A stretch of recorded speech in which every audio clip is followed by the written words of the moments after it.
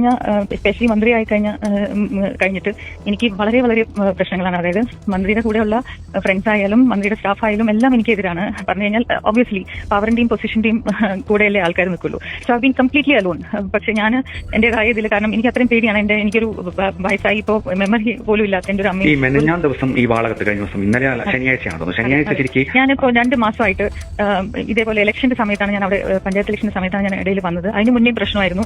പല സ്ത്രീകളുടെയും പ്രശ്നം വെച്ച് ഞാൻ വഴക്കൂടും. അപ്പൊ എന്റെ ഫ്രണ്ട്സിനെ ഞാൻ ആരോട് സംസാരിക്കും, അവരുടെ സ്റ്റാഫിന്റെ ഫോൺ ട്രാക്ക് ചെയ്യും. ഞാൻ ആരുടെ വിളിച്ചാൽ നോക്കി അവരുമായിട്ട് എന്നെ കണക്ട് ചെയ്ത് ഞാൻ അവരുമായിട്ട് ബന്ധമാണെന്ന് പറഞ്ഞു അങ്ങനെയാണ് എന്നെ കൺട്രോൾ ചെയ്ത് നിർത്തുന്നത്. അപ്പൊ അവിടെ എല്ലാം പറയും ഞാൻ അമേരിക്കയിലേക്ക് ആരുടെ കൂടെ പോയി, ദുബായിലേക്ക് പോയി, അങ്ങനെയൊക്കെ പറഞ്ഞ് എന്നെ നിർത്തും. സോ അതുകൊണ്ട് ഞാൻ കഴിഞ്ഞ 2 മാസമായിട്ട് എന്റെ ഫോൺ ബ്ലോക്ക് ചെയ്തിരിക്കുകയാണ്. അവരുടെ സ്റ്റാഫ് എന്നോട് സംസാരിക്കരുത് എന്നൊക്കെ പറഞ്ഞ് ഇൻസ്ട്രക്ഷൻ കൊടുത്തിരിക്കണം. അപ്പൊ വാളകത്തെല്ലാം ഇതെല്ലാം നടക്കുന്നുണ്ടെന്ന് ഞാൻ അറിഞ്ഞതുകൊണ്ട് ഞാൻ പല സ്ത്രീകളെയും വിളിച്ച് ഞാൻ കുറെ ഫയർ ചെയ്യലും ഒക്കെ നടന്നിട്ടുണ്ട്. പക്ഷെ ഒന്നും ശരിയാവുന്നില്ല. അപ്പൊ സംശയരോഗമാണെന്ന് പറഞ്ഞ് എല്ലാവരുടെ പറയുന്നു, എന്റെ വീട്ടുകാരെ വിളിച്ച് പറയുന്നു. അപ്പൊ I just wanted A closure. ഞാൻ വിചാരിച്ചു ഞാൻ എന്തായാലും എനിക്കൊരു ക്ലോഷർ വേണം, പക്ഷെ എനിക്കിത് കണ്ടുപിടിക്കണം എന്ന് പറഞ്ഞു തന്നെയാണ് ഞാൻ ആരോടും പറയാതെ അവിടെ പോയി. ഞാൻ വാതിൽ തുറന്നു. ശാന്തൻ എന്ന് പറയുന്ന ഡ്രൈവറായിരുന്നു. ഞാൻ ഉള്ളിലേക്ക് ചാടി ഓടി കയറി ബെഡ്റൂമിൽ പോയി കണ്ടത് എനിക്ക് വട്ടാണോ.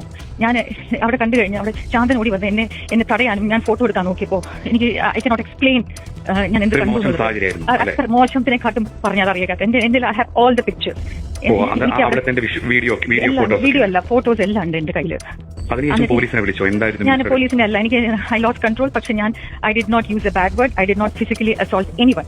മന്ത്രിയോ മന്ത്രിയുടെ കൂടെ ഉണ്ടായിരുന്ന ആളെയോ ഒന്നും ഞാൻ ചെയ്തില്ല. പക്ഷെ ഞാൻ ഫോട്ടോ എടുക്കാൻ ശ്രമിച്ചു. ബിക്കോസ് മന്ത്രി അത് പിന്നെയും പറയും എനിക്ക് പ്രാന്താണ്, എനിക്ക് സംശയമാണെന്ന് ഞാൻ തെറ്റി വന്നു കഴിഞ്ഞാൽ. അതുകൊണ്ട് ഞാൻ ഫോട്ടോ എടുക്കാൻ ശ്രമിച്ചു. ഫോട്ടോ എടുക്കാൻ ശ്രമിച്ചപ്പോൾ എന്നെ ശാന്ത അവരെ പിടിക്കുക, അവരുടെ ഫോൺ മാറ്റുക എന്നൊക്കെ പറഞ്ഞാൽ എന്നെ he was trying to assault me, try to take my snatch my phone. പക്ഷെ ഞാൻ അതൊന്നും സമയത്തില്ല. ഞാൻ ഉടനെ ലേഖ ചേച്ചി വിളിച്ചു. ബിക്കോസ് എനിക്ക് അറിയായിരുന്നു എന്തെങ്കിലും പ്രശ്നം ഉണ്ടാവും എന്ന് പറഞ്ഞാൽ ഞാൻ ലാസ്റ്റ് ഡയൽ നമ്പർ ലേഖ ചേച്ചി നിൽക്കണം ഞാൻ പോയത്. ഞാൻ ലേഖ ചേച്ചിയോട് പറഞ്ഞു if I need any help you have to pick up my call.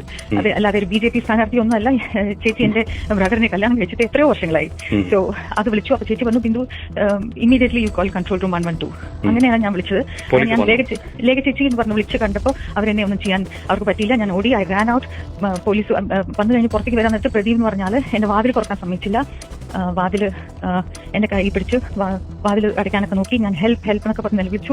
അത് കഴിഞ്ഞ് പോലീസ് വരുന്നതിന് മുന്നേ തന്നെ ഗണേഷ് കുമാർ ഈ സ്ത്രീയായിട്ട് സ്ത്രീനെ കൊണ്ടുവന്ന കാറിൽ ശാന്തം കയറ്റി.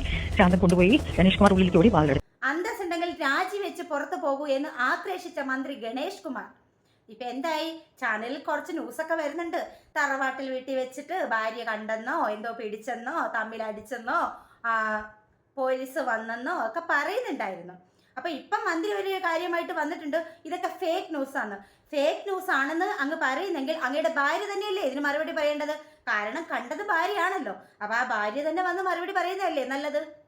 പഴുത്തല വീഴുമ്പോൾ പച്ചില ചിരിക്കുമെന്ന് കേട്ടിട്ടില്ലേ? അതാണ് ഇവിടെ സംഭവിച്ചത്.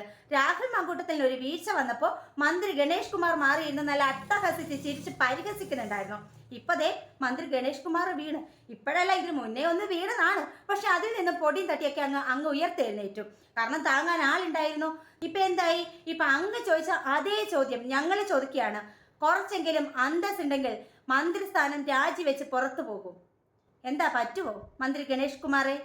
അന്തസ്സുണ്ടെങ്കിൽ MLA സ്ഥാനം രാജിവെക്കാൻ രാഹുൽ മാങ്കൂട്ടത്തിനോട് നിങ്ങൾ പറഞ്ഞിട്ടുണ്ടെങ്കിൽ അതേ അന്തസ്സുണ്ടെങ്കിൽ ഈ മന്ത്രിസ്ഥാനം അങ്ങ് രാജിവെച്ച് അന്തസ്സ് തെളിയിക്ക് മന്ത്രി ഗണേഷ് കുമാരെ.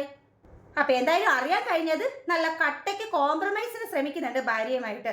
കാരണം നിയമസഭാ ഇലക്ഷനൊക്കെ വരികയാണല്ലോ. അപ്പൊ അവിടെ ഒരു സൈഡിൽ പരാതിയുമായിട്ട് ഭാര്യ നിന്നാൽ, അല്ലെന്നുണ്ടെങ്കിൽ ഈ ഒരു കേസ് ഇങ്ങനെ നിലനിന്നാൽ ജഗപൊക്കെ ആകുമല്ലോ മന്ത്രിയെ. ആദ്യം അവനവന്റെ കുടുംബം ഒന്ന് നേരെയാക്ക്, എന്നിട്ട് പോരെ ഈ നാട് നന്നാക്കൽ. അപ്പൊ പോട്ടെ അന്തസ്സുള്ള മന്ത്രി.